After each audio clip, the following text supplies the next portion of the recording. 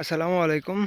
এখন আছি আমি আমাদের পানবরজে। আমার সামনে যে বর্ষাটা দেখতে পাচ্ছেন এটা আজ থেকে 3 থেকে 4 দিন আগে বাঁধা শেষ হয়ে গেছিলো। আর আজকে আমাদের যে কাজ সেটা হচ্ছে আমরা বর পরিষ্কার করছি। এই যে দেখতেই পাচ্ছেন যে এই পাশে হচ্ছে বর পরিষ্কার করা অনেক সুন্দরভাবে, আর এই পাশে দেখতেই পাচ্ছেন যে কি পরিমাণ আবর্জনা।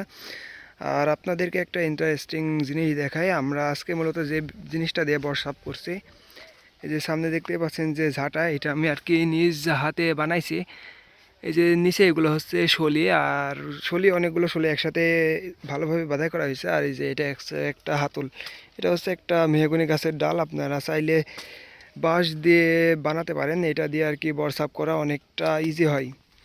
আর আজকে রাত্রে আমাদের এই সাইডে ভালো রকম বৃষ্টি হয়েছে, এই জন্য আমাদের ওই সাইডে বর বাঁধা হচ্ছে না। এই জন্য এই যে কাজগুলো আছে এগুলো আমরা আজকে করছি।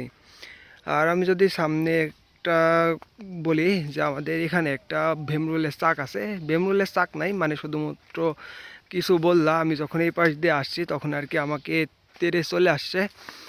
আপনাদেরকে দেখাই, আসলে আপনারা কেমন জানি না, দেখতে বুঝতে পারবেন কি না। ক্যামেরায় স্পষ্ট বোঝা যাচ্ছে না। ওখানে অনেকগুলো মানে চাক নাই, 4 থেকে 5টা আর কি বললা আছে। আর এই বললাগুলোকে যেভাবে হোক মাইরে আর কি তাড়া দিতে হবে, নাহলে পরবর্তীতে এখানে বড় চাক করবে, কাজে করার সময় বিভিন্ন রকম সমস্যার সম্মুখীন হতে হবে আমাদের। আর আমাদের বরের মধ্যে দেখতে পাচ্ছেন যে অনেক অন্ধকার, এই যে চাল দেখতে পাচ্ছেন যে অনেকটা ঘন। এই চাল আমরা আজকে কিছুটা ফাঁকা দিয়ে দিব। আর আমাদের মূল কাজ হচ্ছে আজকে আমাদের এই বরটা পরিষ্কার করা। আর বর পরিষ্কার করার পর আরও কিছু কাজ করতে হবে। এই যে আমার সামনে যে বেড়াটা দেখতে পাচ্ছেন, এই যে এই বেড়ায় হচ্ছে অনেক জায়গায় বাঁধন দেওয়া নাই, এগুলো হচ্ছে আমাদের বাঁধতে হবে।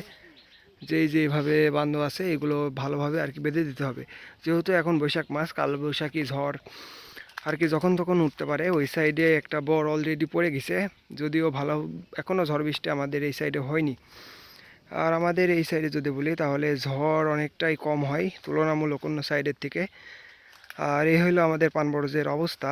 আমাদের এই পানবরজ পরিষ্কার করার পরে 2 থেকে 3 দিনের মধ্যে পুনরায় বর কুবা দিব, অ্যান্ড তারপরে নতুন করে মাটি দিতে হবে। আর সবাই আমাদের জন্য দোয়া করবেন। আর সবাই ভালো থাকবেন। আসসালামু আলাইকুম।